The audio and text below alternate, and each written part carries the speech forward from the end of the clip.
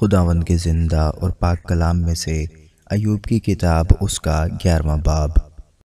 تب زوفر نماتی نے جواب دیا، کیا ان بہت سی باتوں کا جواب نہ دیا جائے؟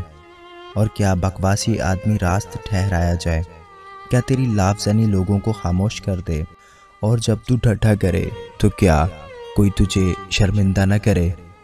کیونکہ تو کہتا ہے میری تعلیم پاک ہے اور میں تیری نگاہ میں بے گناہ ہوں۔ کاش خداوند خود بولے اور تیرے خلاف اپنے لبوں کو کھولے اور حکمت کے اسرار تجھے دکھائے کہ وہ تاثیر میں گوں نہ گوں ہے۔ سو جان لے کہ تیری بدکاری جس لائق ہے اس سے کم ہی خدا تجھ سے مطالبہ کرتا ہے۔ کیا تو تلاش سے خدا کو پا سکتا ہے؟ کیا تو قادر مطلق کا بھید کمال کے ساتھ دریافت کر سکتا ہے؟ وہ آسمان کی طرح اونچا ہے، تو کیا کر سکتا ہے؟ وہ پاتال سے گہرا ہے، تو کیا جان سکتا ہے؟ اس کی ناپ زمین سے لمبی اور سمندر سے چوڑی ہے۔ اگر وہ بیچ سے گزر کر بند کر دے اور عدالت میں بلائے تو کون اسے روک سکتا ہے؟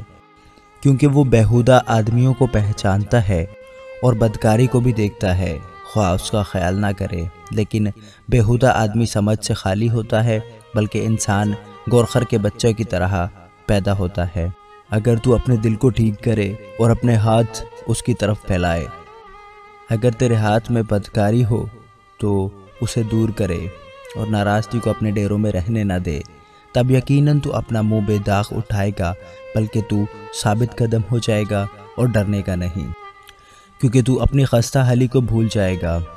تو اسے اس پانی کی طرح یاد کرے گا جو بہہ گیا ہو، اور تیری زندگی دوپہر سے زیادہ روشن ہوگی، اور اگر تاریکی ہوئی تو وہ صبح کی طرح ہوگی۔ اور تو مطمئن رہے گا کیونکہ امید ہوگی، اور اپنے چوگرد دیکھ دیکھ کر سلامتی سے آرام کرے گا، اور تو لیٹ جائے گا اور کوئی تجھے ڈرائے گا نہیں، بلکہ بہتیرے تجھ سے فریاد کریں گے، پر شریروں کی آنکھیں رہ جائیں گی۔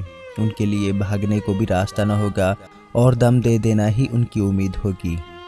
آمین۔